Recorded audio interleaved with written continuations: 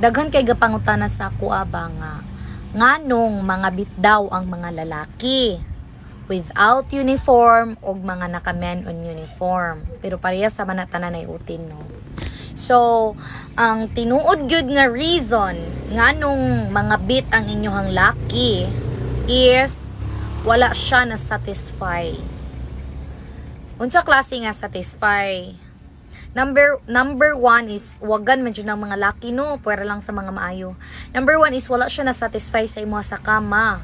Muna yung number one reason nganong mga bit ang imong laki. Dili kay kanang kulang og attention, care, ana. Dili na mao. Wala siya na satisfy sa imuha sa kama. Wala siya na satisfy sa imuhang gibuhat. Wala siya na satisfy sa imuhang gipakita. So dapat para dili mga bit ang inyohang mga laki, kay na may ubang laki din niya, mga wagan, mga naong og bilat, gusto man mo tila og laylahi nga putahe.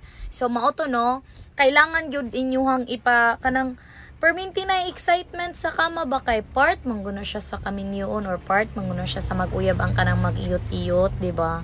Kanang dapat inyohang isatisfy, kanang dili na dapat siya mangita og lain kay satisfy naman siya sa imuha. So mao to, no, tudluan ta mo og sikreto, technique kay para dili mga bit ang inyohang bana, especially kanang mga naka-men in uniform. No? Kani sa mga asawa sa mga naka-men in uniform, dapat anion ninyo inyong bana. Diba? Una ay sago man kayo na sila sa trabaho. Dili sa mo magpasuko-suko. Diba? Dili mo magpasuko-suko. Like awayon na yung kalit kay hago biya kaayo na sila. Nya mao na no nga kanang aron dili mo biyaan, i-priority mo, dili mga bit, dili magbinuang sa inyo ha, perminay time sa inyo ha, gina-update mo like ing ana ang inyong laki, ma-obsess sa inyo ha, sayon ra kay ang solusyon ana. Iyot-iyutan nagtaman sa katre kay mga naong man na sila giyot ng mga laki, tsupaan nagtaman-taman, di ba kay di nakabiyaan ana.